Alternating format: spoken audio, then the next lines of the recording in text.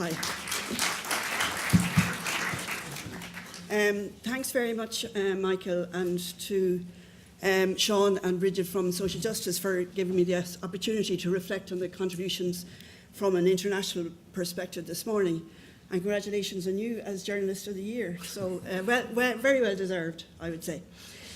So what I'm looking at is some of the key points that came up on the different papers over the morning, and to try and reflect on that, and to see whether I can bring any other threaded angle to that, if you like.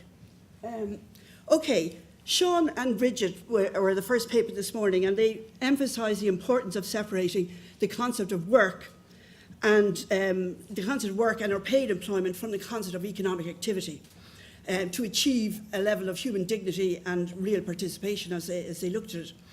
And that was a point that came up on various different papers right through the day. And I'll come back to that in a moment.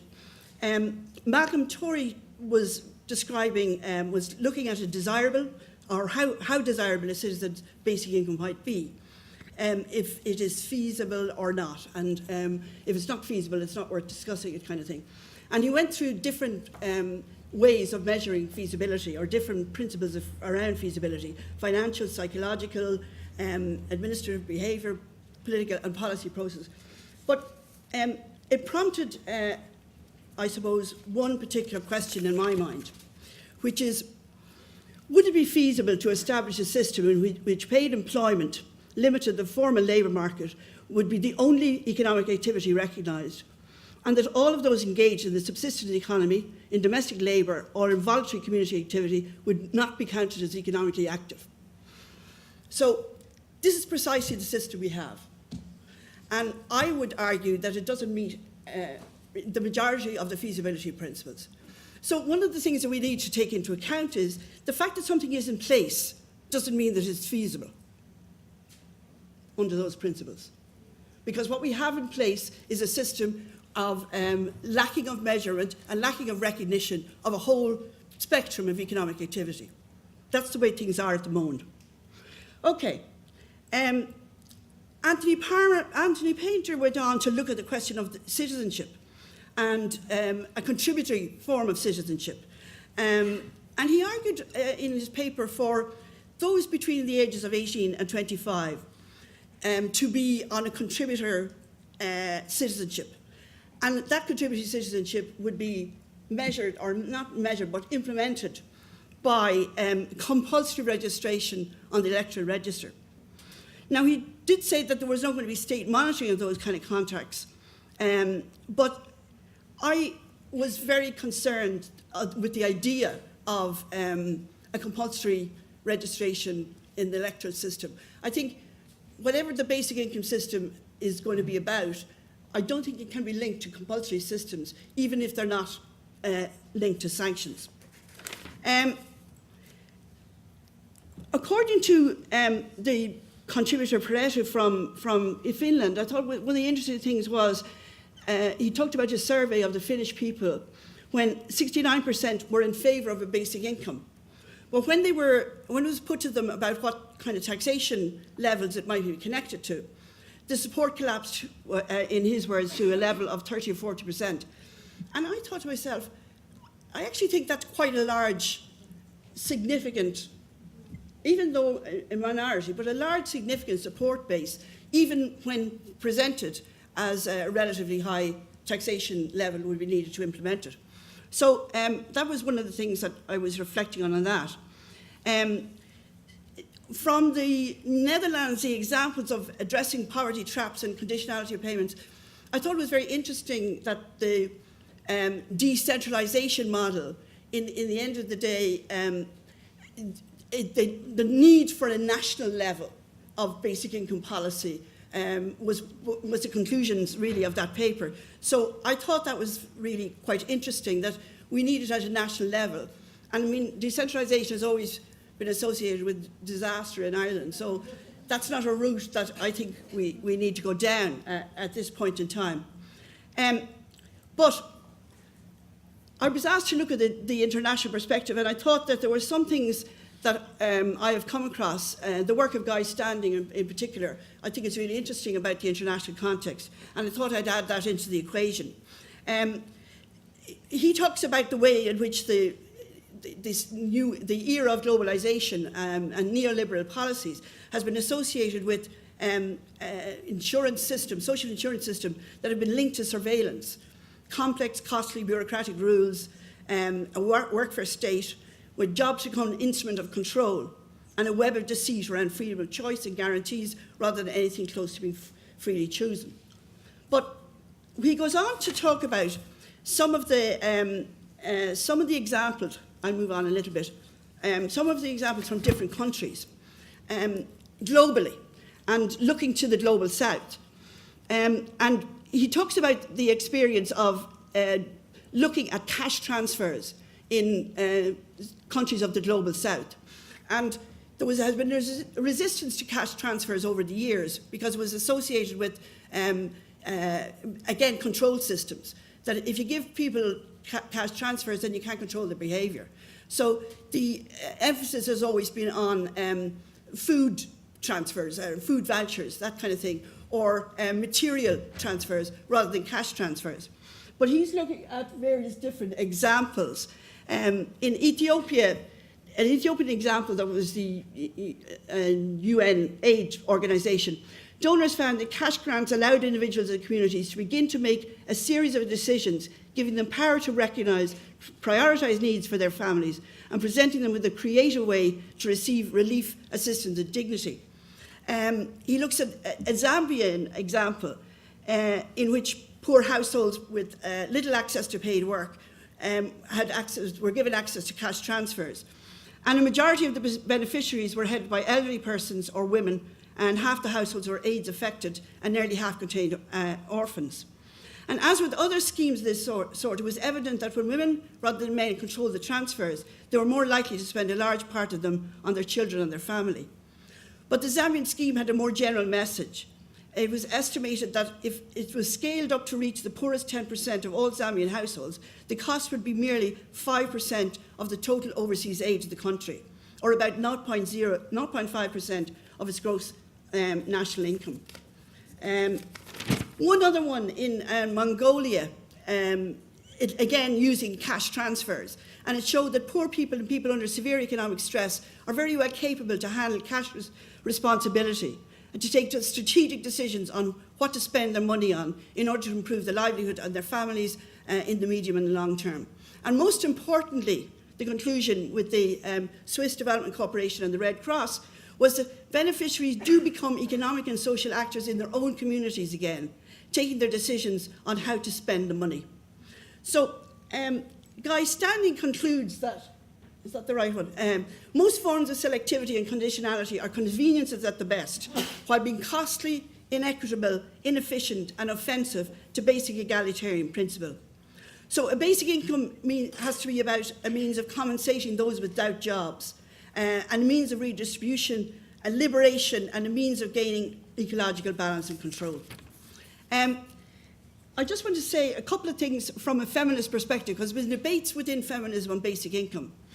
And feminism started from the point of view of critiquing the welfare state and the lack of understanding of the fluidity of women's economic lives.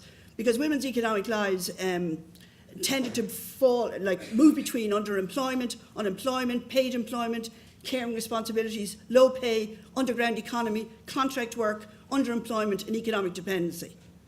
So, and in Ireland we have traditionally had an employment-based household system with a male breadwinner model.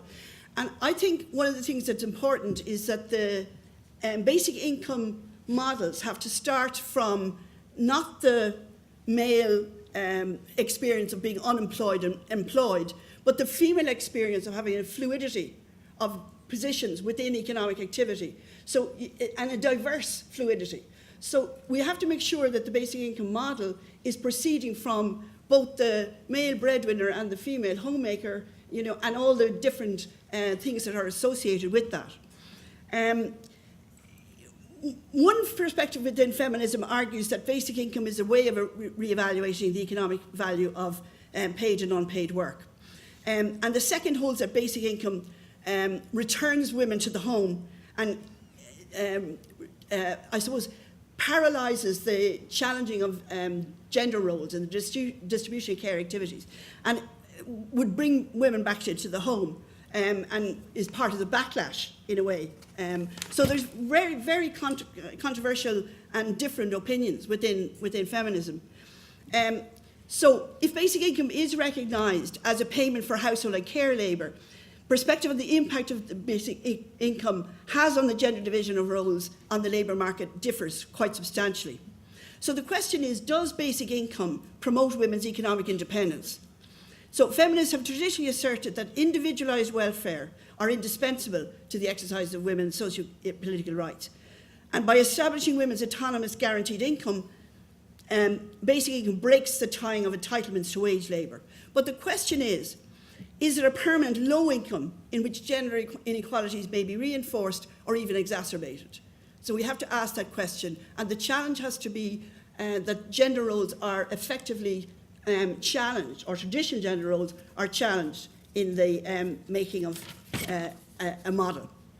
So the dominant thinking within feminism that has looked for an integrated or tried to bring the two sides of the debate together is that basic income needs to be introduced alongside other policies that address and effectively challenge gender inequality in the division of labour and more widely in political, cultural systems.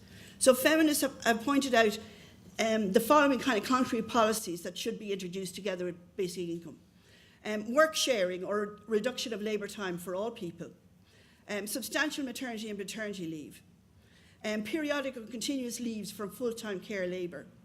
From full-time, affordable high-quality care services, equal gender representation in decision-making, changes in the culture and norms on the labour market, male networks, that kind of thing, effective policies addressing gender-based violence, and a cultural shift away from the sexual exploitation of women. And Carol Pateman, who wrote The Sexual Contract, she argues the division of the two perspectives of feminism and the relationship between basic income and the gender division of labour are matters of level. If the basic income is too low, it could result in a maintenance of the status quo or even strengthening of the gender division of labour. On the other hand, a relatively high level of basic income could have a transformative function. She herself offers, and I quote, a level sufficient for a modest but decent standard of life as the appropriate level for basic income. And just to conclude, John Baker would add the point that the important issue concerning the gender division of labour is the dominant ideology in relation to gender, in which care labour continues to be considered as the woman's natural role. And in order to eliminate that, there is a cultural change that makes care labour equal between men and women. And while there's evidence that that cultural change is taking place, whatever is being put forward in terms of basic income has to strengthen that redistribution of gender roles. And the redistribution of gender responsibilities. Okay, thanks. Great, thanks.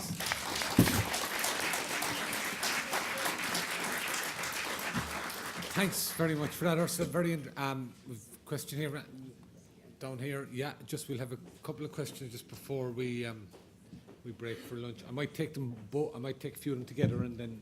Yeah. Thanks very much, Ursula, for that great summing up. I really agree with you on the feminist perspectives, and I think that the challenging the traditional gender roles has to be part of the basic income debate, but also basic income alone isn't going to be able to challenge those, and we need to be having that wider conversation in society. And I think, as Sean mentioned at the start, sometimes basic income is criticised for not attending to things that it doesn't purport to attend to, so we need to be careful of that and not to characterise proponents of basic income as thinking that basic income is a panacea. And then I was also really glad that you brought in that whole perspective from the Global South as well, and I'd like to draw people's attention, many of you will know about it, but I think it should be mentioned, that there is a movement worldwide, and this relates to carbon emissions, to introduce a fee for carbon emissions. It's different from carbon taxes, where each individual would get an allocation of carbon emissions, and the fossil fuel companies would have to buy those allocations, which would in turn supply a type of global basic income. And there are groups worldwide working on this, such as Cap and Share, Cap Global Carbon, Fee and Dividend, and Cap and Dividend, both in Ireland and the United States. And I think we need to be thinking in those broader terms as well. So thank you. Okay, Ursula, if you'd like to respond, and just I'll extra small bit stuck for time. Yeah, I would just quickly say that reminds me also of the argument that there should be a care dividend out there from those countries that have been exporting care labour to the west and to the north, to the global north, and that there's countries who are recipients of care like that from the Philippines or from Sri Lanka or from other places in the global south. There should be a dividend paid by those countries to support the care systems in the countries of origin.